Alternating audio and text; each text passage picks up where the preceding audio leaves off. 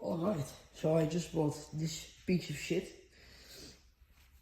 And today I installed something, don't mind this fuel lining thing, I don't know what it's called in English. But I kind of got it to turn over today. I don't know if that's what they call it in English. Let me show you guys.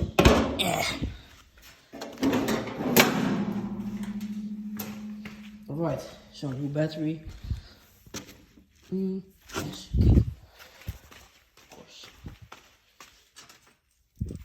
I cannot start it because it has no fuel and the fuel lining thing is not connected yet.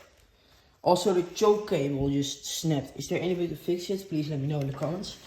So this is just like the flywheel turns now. I'm not gonna try anything stupid, so yeah, that's it guys. Goodbye.